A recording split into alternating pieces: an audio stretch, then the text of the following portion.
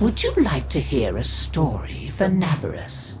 One that I told my grandchildren when they were small. Very well. Long ago, in the Orokin days, a golden people lived in spoiled luxury. If a body wore out, why, they would take a new one as easily as plucking a maprico. Such was the mystery of the Kuva. So, what became of death and disease? Oh, they were abundant, but not for the Orokin. They were above petty death. Such was their contempt that they decreed a special day on which to make fun of it. On Nabarus, the night of memory, the Shining People laughed at death. They dressed in costumes that recalled the old days of mortality. Skulls grinned, hallways guttered with demon lights. For one night, beauty was banished, rot and monstrosity held sway. Now, on one very special Nabarus, 3 pretty Orokin were bored, as Orokin so often were. Nabarus no longer holds its magic for me, sighed one. Masks and costumes are for children, grumbled another. Why follow the crowd, mused the third. Are we not the very elite of the elite? Ha ha! Up, my Kissingtons, my luscious loves. Send for blue Kuva and hot lights. I have a sport that will mend all. And in the corridor, behind a curtain, a solitary silent girl heard them and said nothing.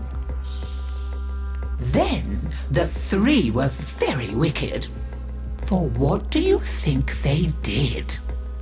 Down into the streets they went, and they caught 3 poor Ostrans and bore them back to their gilded halls. One they peeled like a fruit and decked out with glassy splinters, and his naked jaws went chitter-chatter-snap. And it echoed all around. Scarlet footprints he left. Another's limbs they twisted and wrenched his neck, and made a bundle of him until he scuttled upsy-downsy like a horrid crab, with his sockets all empty and his stretched-out nose snuffling. The third they pulled thin in hand and foot.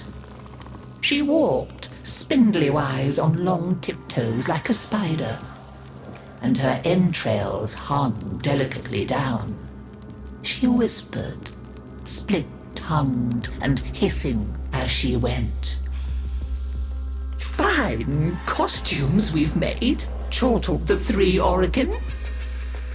Let us now try them on and visit our friends. What shrieking there will be!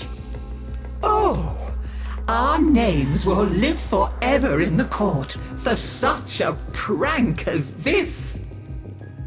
Now, the silent girl brought them their blue Kuva, so they could take on these twisted bodies for only a short time before returning to their own. They drank and slept and woke in their 3 horrid forms.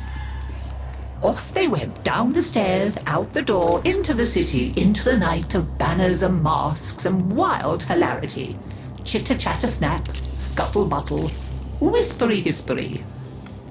As you can imagine, there were many screams and laughs. Such cleverness, such wit. But in a high room of the tower, the silent girl looked at the faces of the 3 sleeping Orokin.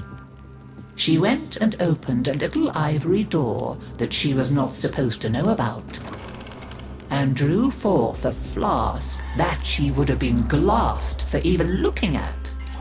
A flask of crimson Kuva, the scarlet seal upon continuity, permanent. And she tipped it down 3 cruel throats. With a little laugh, she went skating away, never to return.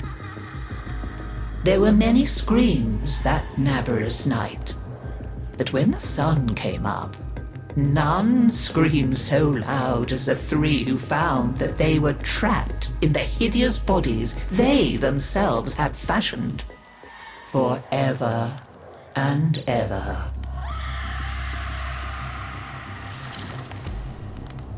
So, listen carefully, Tenno, and beware, for you may hear them coming tonight. Whispery-hispery on long stalking bones, scuttle-buttle with his eyes all empty, and skinless, dripping-handed, chitter-chatter-snap. Happy Nabarus!